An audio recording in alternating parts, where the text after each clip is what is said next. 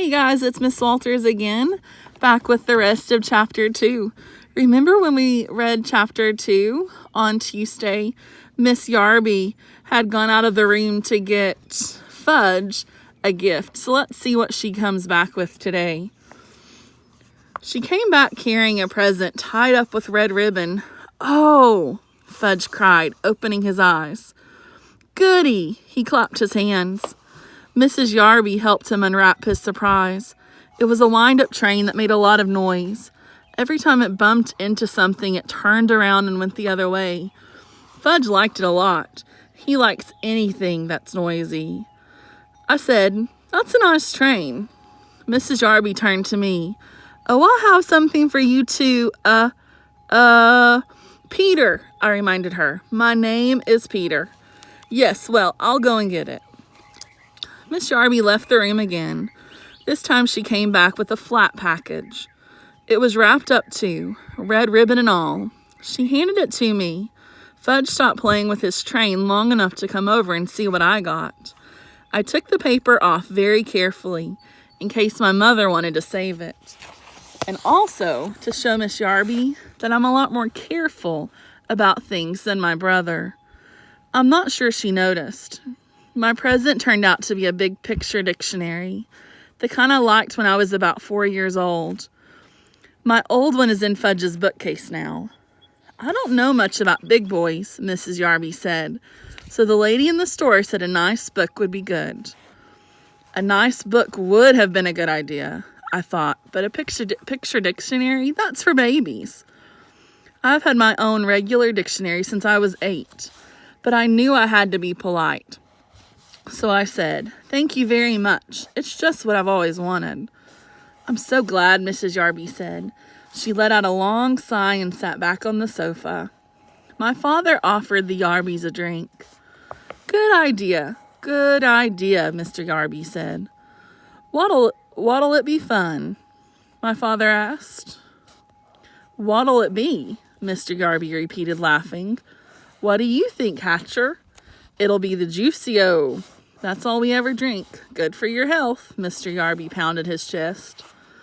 "Of course," my father said, like he knew it all along. "Juicy-O for everyone." My father told my mother that she went to the kitchen to get it. While my father and Mr. Yarby were discussing Juicy-O, Fudge disappeared, just as my mother served everyone a glass of Mr. Yarby's favorite drink. He came back. He was carrying a book, my old, worn-out picture dictionary, the same as the one Mrs. Yarby gave me.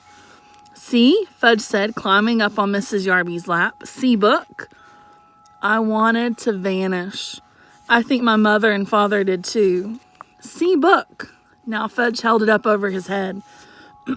"I can use another one," I explained. "I really can.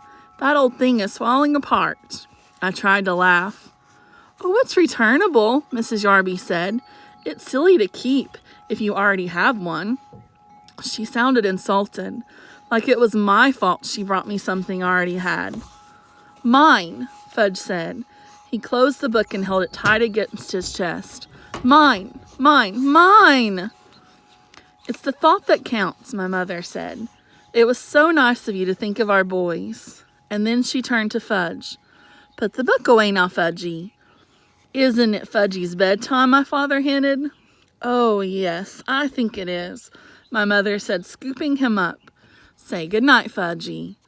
"Goodnight, Fudgy," my brother said, waving at us. Fudge was supposed to fall asleep before we sat down to dinner. But just in case, my mother put a million little toys in his crib to keep him busy. I don't know who my mother thought she was fooling, because we all know that Fudge can climb out of his crib any old time he wants. He stayed away until we were in the middle of our roast beef. Then he came in carrying Dribble's bowl. He walked right up to Mrs. Yarby. He thought she was his new friend. "See," he said, holding Dribble's bowl under her nose. "See, Dribble?" Mrs. Yarby shrieked. "Oh, I can't stand reptiles. Get that thing away from me." Fudge looked disappointed, so he showed Dribble to Mr. Yarby. "See?" he said.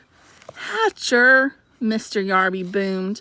Make him get that thing out of here. I wondered why Mr. Yarby called my father Hatcher. Didn't he know his first name was Warren? And I didn't like the way Mr. and Miss Yarby both called Dribble a thing. I jumped up. Give him to me, I told Fudge. I took Dribble in his bowl and marched into my room. I inspected my turtle all over. He seemed all right. I didn't want to make a big scene in front of our company, but I was mad. I mean, really mad. That kid knows he's not allowed to touch my turtle. Peter, my father called. Come and finish your dinner. When I got back to the table, I heard Mrs. Yarby say, it must be interesting to have children. We never had any ourselves. But if we did, Mr. Yarby told my father, we'd teach them some manners. I'm a firm believer in old-fashioned good manners. So are we, Howard, my father said in a weak voice. I thought Mr. Yarby had a lot of nerve to hint that we had no manners. Didn't I pretend to like their dumb old picture dictionary? If that isn't good manners, then I don't know what is. My mother excused herself and carried Fudge back to my room. I guess she put him into his crib again. I hope she told him to keep his hands off my things. We didn't hear from him again until dessert. Just as my mother was pouring the coffee, he ran in wearing my old rubber gorilla mask from last Halloween. It's a very real-looking mask. I guess that's why Mrs. Yarby screamed so loud. If she hadn't made so much noise, my mother probably wouldn't have spilled the coffee all over the floor. My father grabbed Fudge and pulled the gorilla mask off him. It's not funny, Fudge, he said. Funny, Fudge laughed. Funny, funny, funny, Fudgy. Yes, sir, Hatcher, Mr. Yarby said. Old-fashioned manners. By that time, I'm sure my father was sorry the Yarbys weren't staying at a hotel. I finally got to bed at 10. Fudge was in his crib slurping away. I thought I'd never fall asleep, but I guess I did. I woke up once when Fudge started babbling. He said, boo-ba, mum, ha-ba-ba-ba-she, whatever that means. I didn't even get scared. I whispered, shut up, and he did. Early the next morning, I felt something funny on my arm, and at first, I didn't wake up. Okay, guys, check back in tomorrow to find out what is crawling on his arm.